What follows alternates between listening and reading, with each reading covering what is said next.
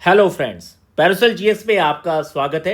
मित्रों, आपकी परीक्षा के लिए विटामिन, प्रोटीन, कार्बोहाइड्रेट, फैट्स और इससे जुड़े हुए कई भी आपकी छोटी छोटी ऐसी थीम्स हैं जहां से आपकी परीक्षा में आप देखेंगे अक्सर 1 से 2 प्रश्न आते रहते हैं। तो यहाँ पे मेरी पूरी कोशिश है कि जो आपके कार्बोहाइड्रेट्स हैं इसे बहुत ही कॉम्प्रहेंसिव वे में जो आपके यहाँ पे क्वेश्चन बनते हैं और इसके साथ ही जो आपके प्रीवियस ईयर क्वेश्चन भी अभी तक आ चुके हैं, सारा सेक्शन हम यहाँ पे कवर करेंगे। और मित्रों, ये टोटल आपके यहाँ पे एंटीऑक्सीडेंट वगैरह, आपके प्रोटीन, विटामिन, उससे होने वाली सारी चीज़ें और आपके जो और भी यहाँ पे मोस्ट इंपॉर्टेंट आपकी थीम है न्यूट्रिशन से जुड़ी हुई, सारे सेक्शन हम यहाँ पे आपके साथ साझा करेंगे। इसको यहाँ पे हम लोग बहुत ही कॉम्प्रहेंसिव वे में कवर करेंगे। तो बस शुरू से लेके लास्ट तक आप लोग वीडियो पे बने रहिएगा, क्योंकि बहुत सारी मोस्ट इंपॉर्टेंट थीम आपको यहाँ को देखने को मिलेगी जो सीधे सीधे आपको परीक्षा में कई सारे सवाल देगी। तो आइए मित्रों, इसे शुरू करते हैं। और यहाँ पे जो सबसे पहली थीम है यहाँ पे बहुत ही इंपॉर्टेंट और बहुत ही इजी वे में हम यहाँ पे कवर करेंगे। देखिए, सबसे पहले आता है यहाँ पे टाइप ऑफ कार्बोहाइड्रेट। देखिए, अगर यहाँ पे आप ही सोचिए, अगर एक सबसे सिंपल सवाल क्या बन सकता है। सबसे सिंपल यहाँ पे सवाल बनेगा कि यहाँ पे आपको 4 ऑप्शन दे दिए जाएं और उसमें एक जगह आपका मोनोसैकेराइड, डाइसैकेराइड, ओलिगोसैकेराइड और एक जगह क्या मतलब पेप्टाइड सैकेराइड लिख दिया जाए। ठीक है, कि इसमें से कौन सा गलत है। तो आप कैसे छांटेंगे?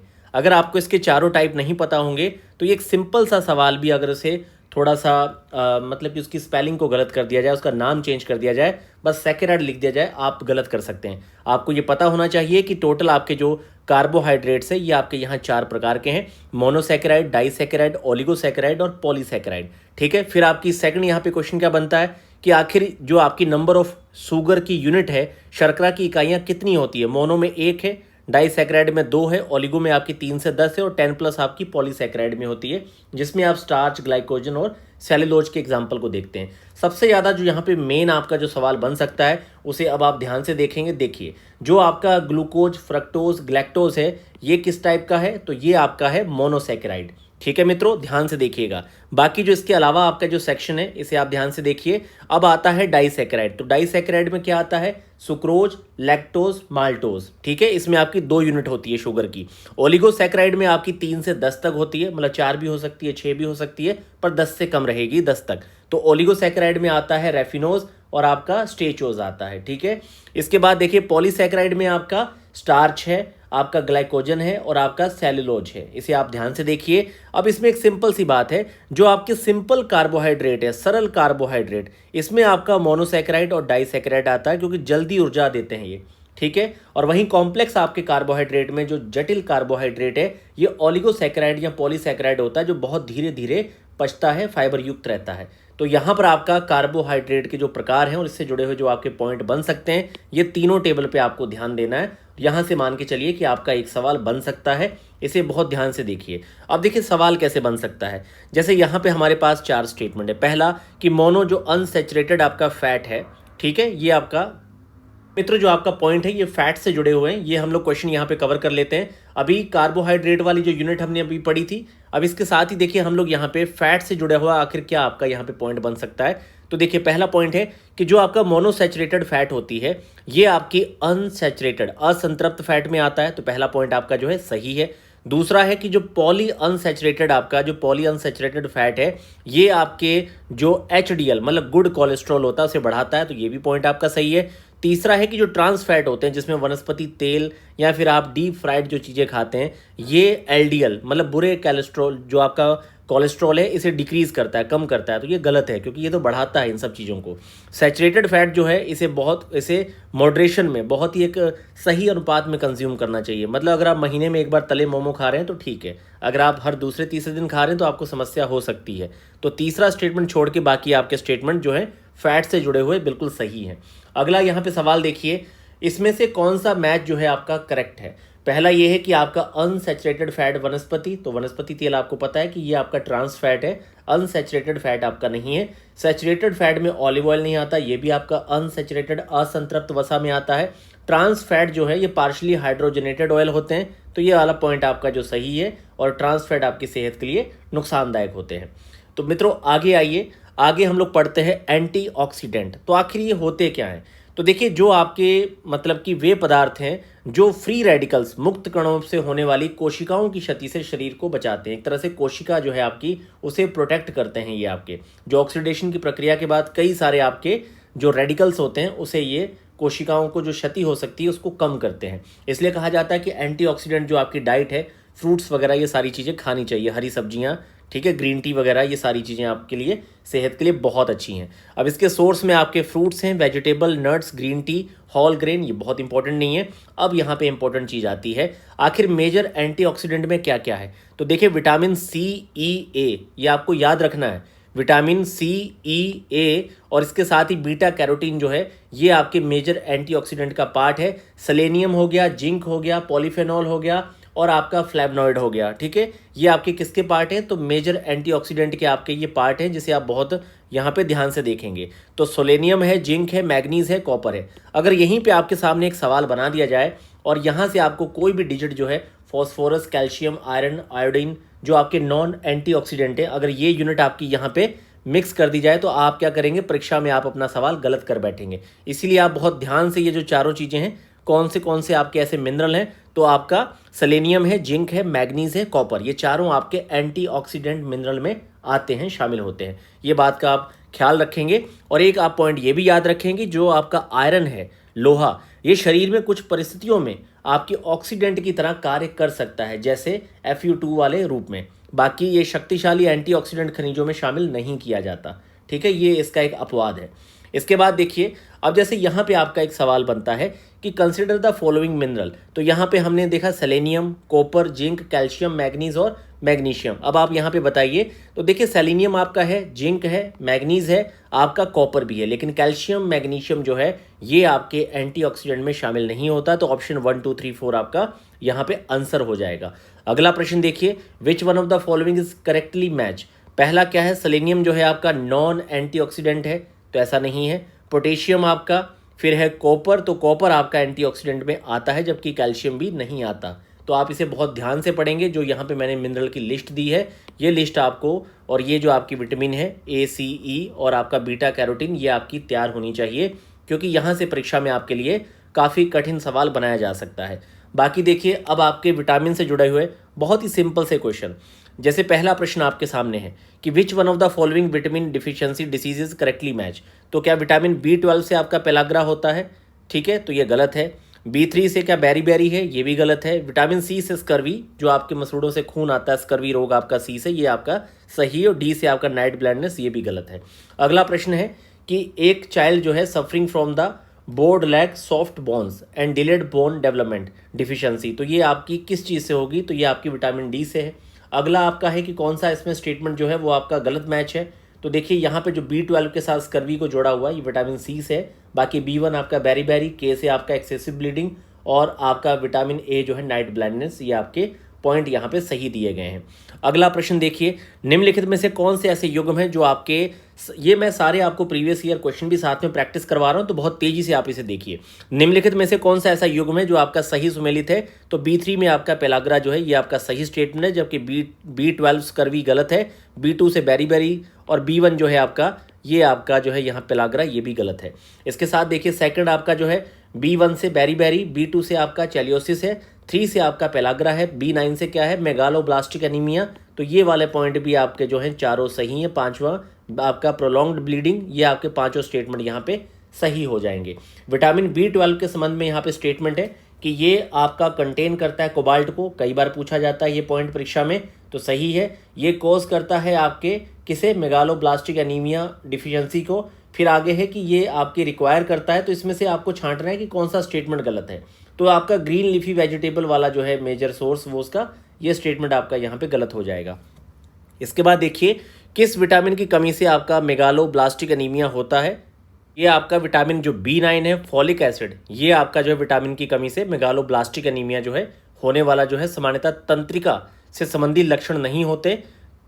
आपका विटामिन B9 जो है ये फॉलिक एसिड शामिल नहीं होगा, जबकि B1, B6, B12 ये जो है आपके, ये लक्षण आपके यहाँ पे शामिल रहेंगे।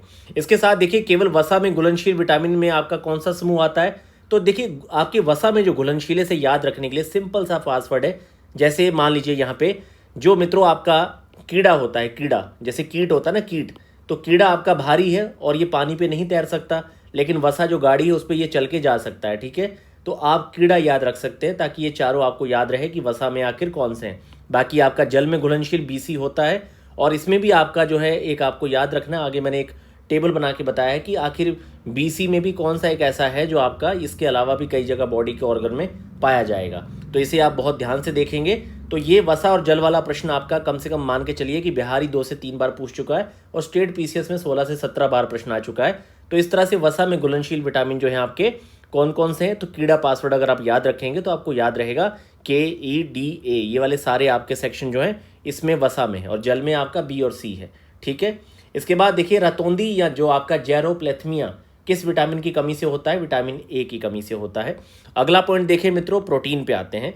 तो प्रोटीन क्या है, तो प्रोटीन आपके शरीर का निर्माण करता है, ऊतकों की मरम्मत वगैरह होती है, इसलिए जो आप बॉडी को हेल्दी रखने के लिए कहा जाता है कि आपको 0.8 ग्राम समथिंग अपने वेट का प्रोटीन डेली कंज्यूम करना चाहिए। बिल्डिंग ब्लॉक क्या है, इसकी जो यूनिट होती है इकाई, वो अमीनो एसिड होता है। अब इसका अगर रासायनिक संरचना को आप देखेंगे तो प्रोटीन में आखिर है क्या, तो ये कार्बन है, हाइड्रोजन है, ऑक्सीजन, नाइट्रोजन, ये आपके चारों तत्व इसमें पाए जाते हैं, और थोड़ी सी मात्रा में सल्फर और आपका फास्फोरस भी पाया जाता है। तो ये बहुत इंपॉर्टेंट है। इसके बाद देखिए जो आपका अगला पॉइंट है अमीनो एसिड के बारे में है। तो ये आपके टोटल अगर आप देखेंगे तो 20 अमीनो अम्लों से आपके प्रोटीन बनते हैं, जिसमें से 9 आपके आवश्यक अमीनो अम्ल जो है भोजन से प्राप्त होते हैं। और ये जो आपके 2 अमीनो अम्ल है किससे जुड़ते हैं, तो पेप्टाइड जो बंध है उससे ये आपस में जुड़े रहते हैं।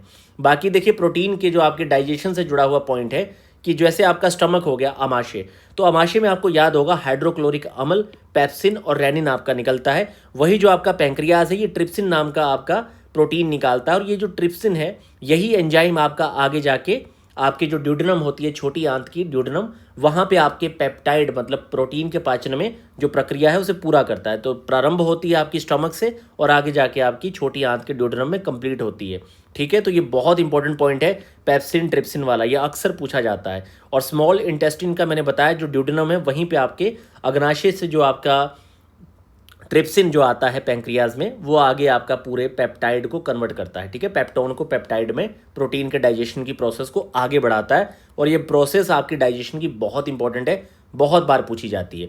इसकी डिफिशियंसी से 2 तरह के रोग होते हैं। एक तो हो गया प्रोटीन की डिफिशियंसी है, जिसमें आपका जैसे एडेमा हो गया, एल्बुमिन की कमी हो गई प्रोटीन की, तो ये आपका क्वाशियोर होता है। एक आपका मरासमस है, जिसमें आपकी एक तरह से प्रोटीन और कैलोरी की डिफिशियंसी होती है। ये दोनों रोग आप लोग याद रखिए, कौन सा उसकी डिफिशियंसी से है और कौन सा उसमें किस वाले एंगल में आता है। इसके बाद देखिए एक पॉइंट आप याद रखेंगे कि जो कैरोटीन है, जैसे कैराटीन आपकी प्रोटीन है लेकिन कैरोटीन आपका प्रोटीन में नहीं आता।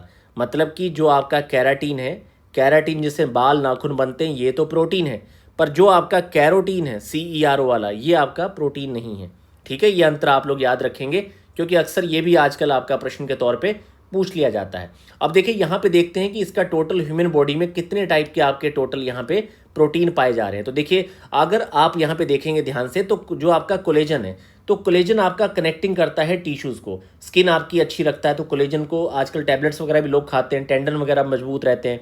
कैराटीन आपका जैसे हेयर हो गए, पूछा ही जाता है कि बालों में, नाखूनों में आपकी कौन सी प्रोटीन है, तो ये आपका कैराटीन है। ऐसी आपकी इलास्टिसिटी ऑफ स्किन जो है लंग्स की, ये आपकी इलास्टिन है। ऐसे आपके मसल कॉन्ट्रैक्शन में आपका एक्टिन है, आपके मसल कॉन्ट्रैक्शन में ही आपका मायोसिन है। ऑक्सीजन ट्रांसपोर्ट कौन सा करता है, तो हीमोग्लोबिन आपका करता है। और जो आपका यहाँ पे एल्बुमिन है, ये मेजर प्लाज्मा प्रोटीन है, और ये आपकी ऑस्मोटिक प्रेशर का मतलब होता है कि परासरण दाब को बनाए रखना। मतलब आपकी जो पूरी आपकी कोशिकाएं हैं, नसें हैं, उसमें जल रुका रहे, वो ऊतकों के अंदर ना भरे, क्योंकि अगर टिश्यूज़ के अंदर भर जाएगा तो सूजन आपको मतलब एडेना हो जाएगा, स्वेलिंग हो जाएगी। इसीलिए आपका ये एल्बुमिन जो है परासरण के दाब को संतुलित रखता है। आपका जो फेरिटीन है ये आयरन स्टोरेज करता है, ठीक है। प्रोटीन का जो है आयरन स्टोरेज प्रोटीन में आपका फेरिटीन करता है। ट्रांसफेरिन आपका आयरन के ट्रांसपोर्ट में काम करता है। और आपकी ब्लड की जो है आपकी क्लोटिंग है, इसमें फाइब्रोनोजन काम करता है। मेन जो प्रोटीन है मिल्क का, ये कैसिन है। और जो आपका प्रतिरक्षी एंटीबॉडीज़ में आता है, ये आपका इम्यूनोग्लोबुलिन आता है। तो ये सारे प्रोटीन जो है अक्सर पूछ लिए जाते हैं, ये आपको सारे बहुत ही ध्यान से याद रखने हैं। आगे देखिए जो पेप्टाइड हार्मोन से कौन से हैं, तो इंसुलिन आपका प्रोटीन है, और ये आपका जो है आपका लोअर ब्लड ग्लूकोज, जो आपके ब्लड की ग्लूकोज है उसे लोअर करता है। जो आपका ग्लूकागोन है ये उसको क्या करता है, तो ये उसे बढ़ाता है, ठीक है। ऐसे आपका ग्रोथ हार्मोन है और आपका पैराथायरॉयड हार्मोन है और आपका जो है कैल्सिटोनिन है, ये आपके प्रोटीन के ही पार्ट हैं, पेप्टाइड के, ठीक है। तो कई बार ये पेप्टाइड हार्मोन्स के पार्ट में ये सारे शामिल किए जाते हैं। क्या पूछा भी जाता है कौन से इसमें से मतलब कि आपके स्टेरॉयड हार्मोन्स हैं, कौन से पेप्टाइड हैं, कौन से अमीनो एसिड वाले आपके जो है पूछे जाते हैं कई बार। तो आपका पेप्टाइड और जो आपका स्टेरॉयड है ये कई बार हार्मोन्स पूछे गए। तो ये आपके प्रोटीन हार्मोन्स में जो है ये आपके कैल्सिटोनिन हो गया, पैराथायरॉयड हार्मोन हो गया, आपका ग्रोथ हार्मोन हो गया, ग्लूकागोन हो गया, इंसुलिन हो गया। और इंसुलिन आपको पता होगा कि ये कहाँ से, तो बीटा सेल। तो बीटा सेल किसकी, ये मुझे आप कमेंट्स में बताएंगे, किसकी बीटा सेल और अल्फा सेल से आपके इंसुलिन और ग्लूकागोन निकलते हैं, ये आप मुझे पक्का बताएंगे मित्रों, ठीक है। इसके बाद एंजाइम की बात करते हैं। तो मोस्ट एंजाइम आर प्रोटीन्स, बहुत सारे ऐसे एंजाइम है जो प्रोटीन है, जैसे पेप्सिन, ट्रिप्सिन, ठीक है, काइमोट्रिप्सिन, अमाइलेज, लाइपेज, ये सारे ही एंजाइम जो हैं ये प्रोटीन में आते हैं, इसलिए बहुत इंपॉर्टेंट है। और ये प्रश्न भी आपने बहुत बार देखा होगा। अभी तक जो मैंने आपको बताया ये सारे प्रीवियस ईयर क्वेश्चन का ही डेटा राइट डाउन करके मैंने टेबल में कन्वर्ट किया है, इसे बहुत ध्यान से देखिए। ये कोई चैट जीपीटी का कंप्लीटली कट पेस्ट नहीं है, ये आपके सारे प्रीवियस ईयर क्वेश्चन की जो डिटेल है उसे पूरा लिस्टेड करके यहाँ पे सिंपल वे में, ताकि एक ही जगह चीज़ों को बता पाऊँ, क्योंकि 400 to 500 क्वेश्चन प्रैक्टिस करवाने पे 2.5-3 घंटे का समय चला जाता है। मेरी कोशिश है कि आप 20 से 25 मिनट में ऐसी चीज़ जो आपका प्रश्न सही करा दे आपको मिल जाए, ठीक है मित्रों। अब आगे देखते हैं, और आगे देखिए ये आपका हो गया सिस्टम। अब इसके बाद जो आपका अगला पॉइंट है यहाँ पे, तो ये यहाँ के प्रोटीन के मैंने आपको सारे पॉइंट बहुत अच्छे से बता दिए हैं। अब अगला पॉइंट हम लोग यहाँ पे देखते हैं जो इंपॉर्टेंट है। अब देखिए कई बार पूछा जाता है कि जो डाइजेशन कहाँ से स्टार्ट होता है, तो स्टमक से, पेप्सिन के तौर पे। अब यही जो आपका पेप्सिन है मित्रों डाइजेशन का, अब यहाँ से देखिए आपका पेप्सिन हो गया। अब यही आगे अग्नाशय का जो आपका ट्रिप्सिन है ये आपके छोटी आंत के ड्यूडेनम में जब आता है तो वहीं पे पेप्टाइन जो आपका ये जो पेप्सिन है ये आपके प्रोटीन को पेप्टोन में, और आगे जाके ट्रिप्सिन जो है आपकी छोटी आंत का जो पहला हिस्सा है ड्यूडेनम, ड्यूडेनम हो गया, जेजुनम हो गया, इलियम हो गया, 3 पार्ट है ना। तो उसके स्टार्टिंग का जो ग्रहणी है ड्यूडेनम, उसी में आपका जो पैंक्रियाज से आपका जो ट्रिप्सिन आ रहा है और इधर से जो आपका पेप्टोन बन के आया है, इसे पेप्टाइड में कन्वर्ट करके प्रोटीन का पाचन पूरा आगे कंप्लीट होता है।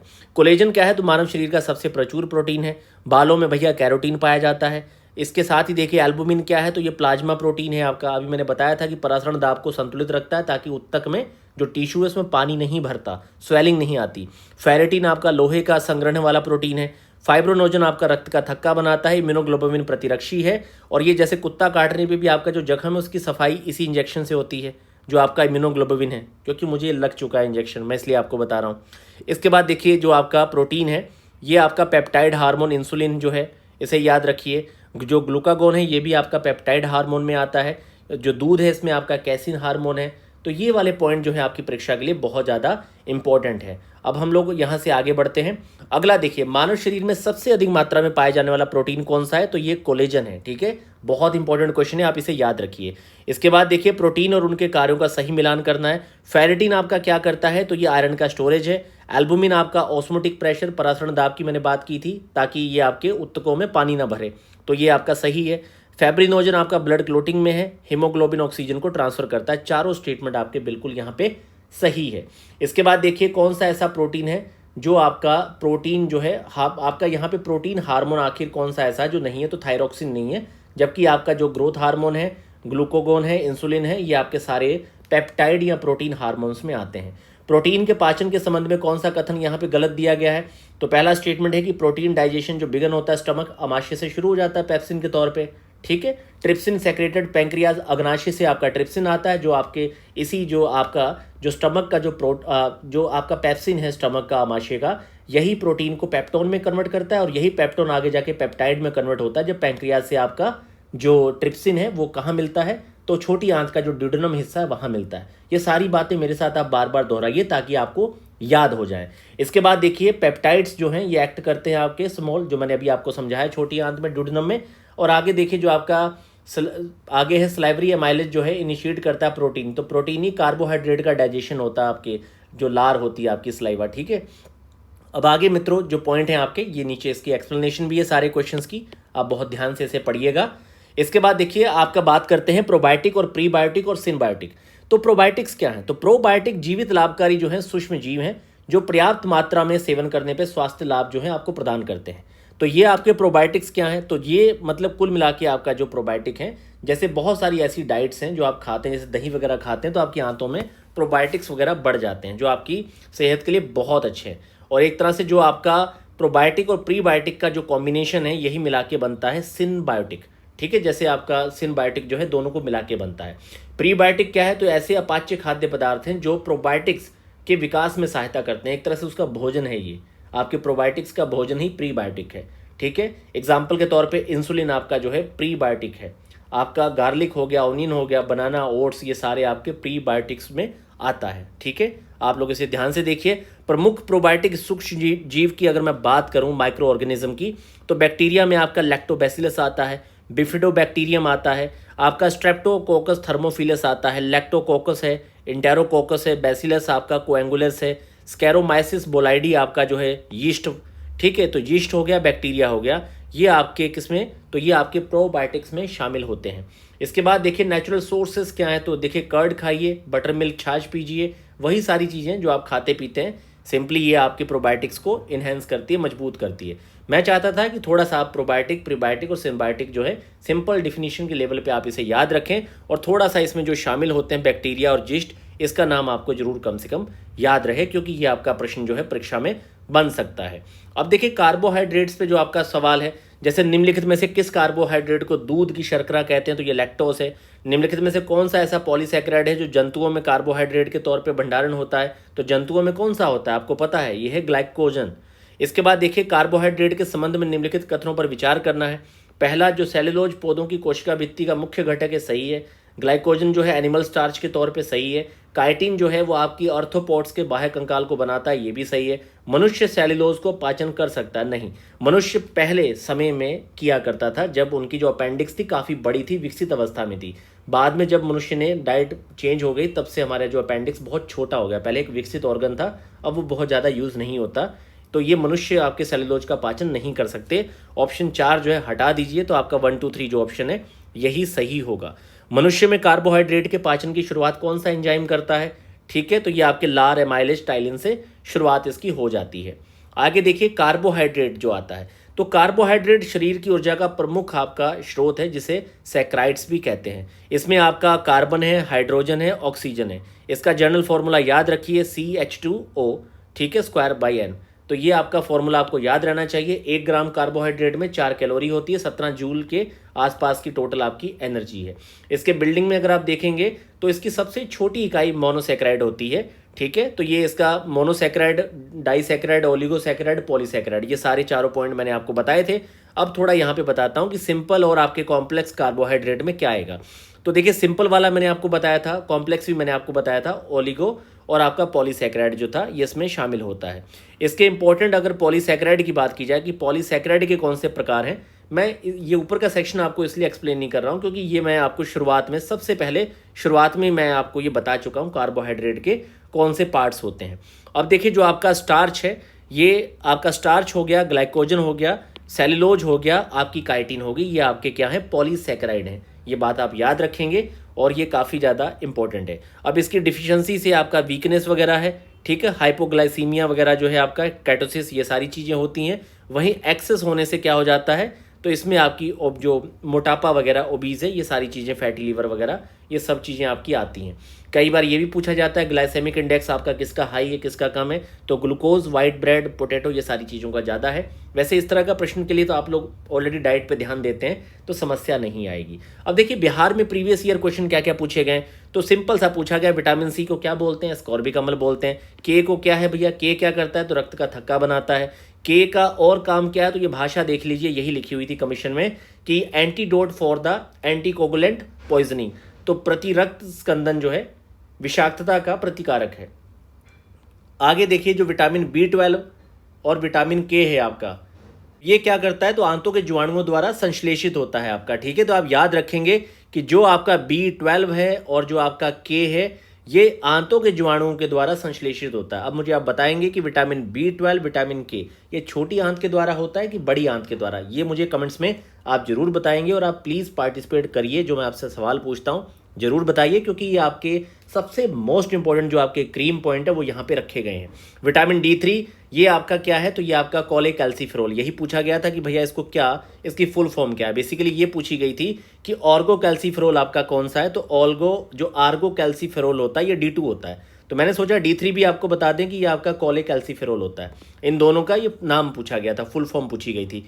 विटामिन ए जो है ये कहाँ पे संचित होता है, तो यकृत में आपका स्टोर होता है। कार्बोहाइड्रेट क्या है, तो पूछा गया था इनमें से कौन है, तो भैया चावल में आपका कार्बोहाइड्रेट है। ये पूछा गया था कि मिल्क जो है ये किसका सबसे ज़्यादा वर्स्ट बेकार सोर्स है, तो विटामिन सी का, क्योंकि विटामिन सी आयरन इसमें बहुत ही लेश मात्र संख्या में यहाँ पे रहता है।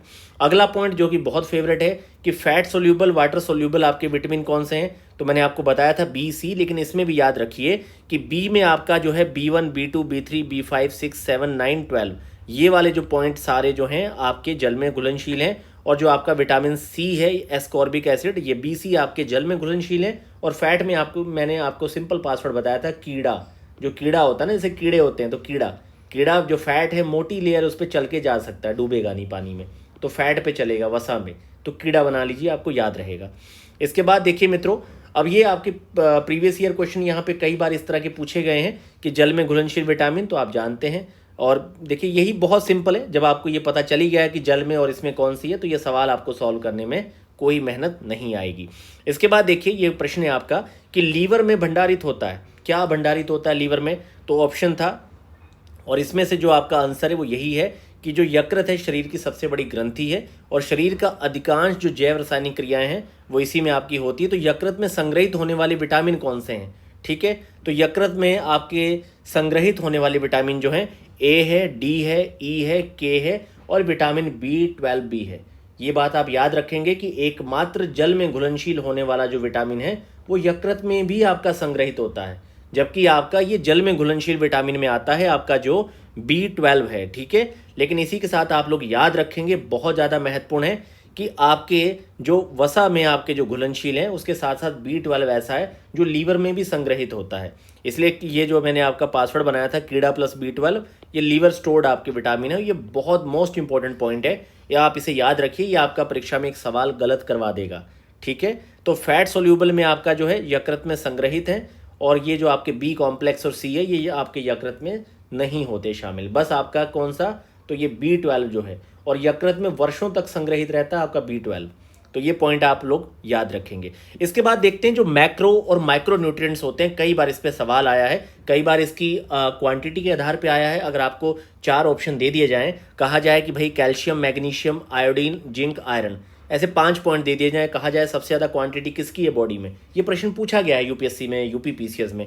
तो मैंने यहाँ पे आपको ये सीधे कवर करवा दिया ताकि आपको ये भी पता रहेगा कौन सा क्या है और आखिर किस में क्या रेंज है। तो देखिए मेजर जो आपके माइक्रो न्यूट्रिएंट्स हैं 7, इसमें पोटेशियम सबसे ज़्यादा है, फिर क्लोराइड है, फिर सोडियम है, फिर कैल्शियम है, फिर फास्फोरस है, फिर मैग्नीशियम है, फिर सल्फर है, ठीक है।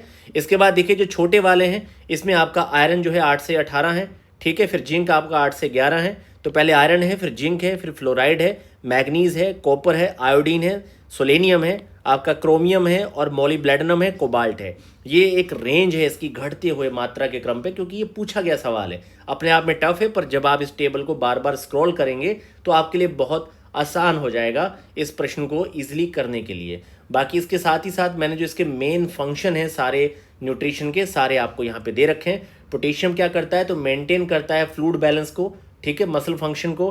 क्लोराइड क्या करता है, तो ये आपके स्टोमक के जो एसिड है उसे बैलेंस करता है। सोडियम भी जो आपका नर्व इम्पल्स है उसके ट्रांसमिशन को स्मूथ करता है। तो ये सारे आपके इसके जो फंक्शन है यहाँ पे मैंने मेंशन किए हैं। पर मेनली जो यहाँ पे क्वेश्चन आता है 2 तरह का आता है, एक तो माइक्रो मैक्रो न्यूट्रिएंट्स में क्या शामिल है ये आपको पता रहे, इसी पे प्रश्न बन जाएगा। दूसरा उसकी क्वांटिटी के आधार पे क्रम या सीक्वेंस आपसे पूछा जा सकता है। अब एक छोटा सा पॉइंट, एल्बुमिन क्या है, तो देखिए एल्बुमिन रक्त प्लाज्मा का सबसे प्रमुख प्रोटीन है। इसका निर्माण कहाँ होता है, लीवर में होता है। और रक्त के 75 से 80% जो कोलाइड होते हैं ऑन्कोटिक परासरण दाब को ये बनाए रखता है। इसका मुख्य कार्य ये है कि रक्त वाहिकाओं के भीतर जो जल है वो बना रहे। अगर जल नहीं बना रहेगा तो जो उत्तक है उसका जल बाहर आ जाएगा, ठीक है। तो एल्बुमिन जब बढ़ता है तो परासरण दाब भी बढ़ता है, जल में रक्त बना रहता है और सूजन नहीं होती।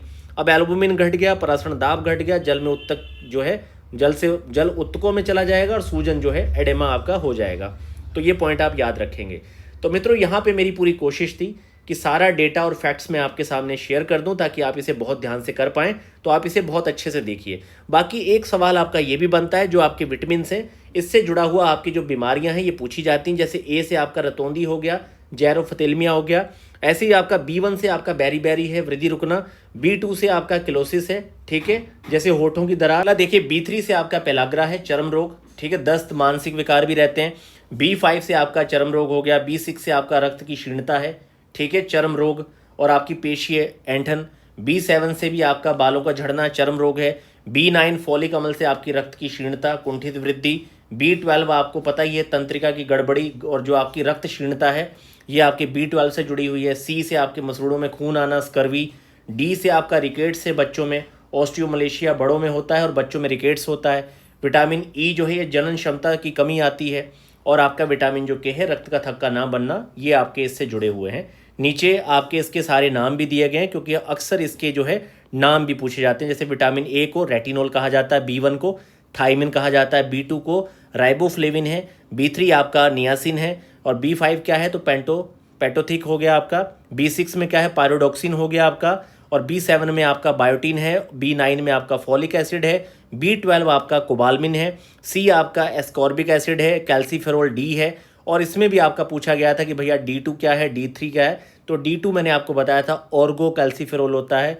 और जो कैल्सीफेरोल है आपका, वो आपका जो है D2 जो है मित्रों ऑर्गो कैल्सीफेरोल में आपका शामिल होगा। और जो विटामिन E है ये आपका टोकोफेरोल होता है। और फाइलोक्विनोन जो है आपका ये K होता है। तो ये इसके नाम भी पूछे जाते हैं, इससे होने वाली डिफिशियंसी रोग भी पूछे जाते हैं।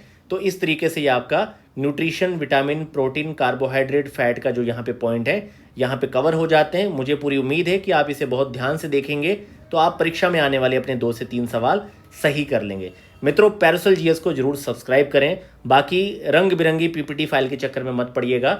मैं यहाँ पे पूरी कोशिश कर रहा हूँ कि पहले डेटा आपका पूरा कलेक्ट करूँ, फिर डेटा को कमांड दी जाती है ताकि वो आपके लिए ईजी रहे, आपके लिए रिवाइज करने के लिए और आपके पढ़ने के लिए भी। तो मित्रों पैरासोल जीएस को जरूर सब्सक्राइब करें, मित्रों के साथ शेयर करिए और ये सारे पीडीएफ्स के लिए हमारे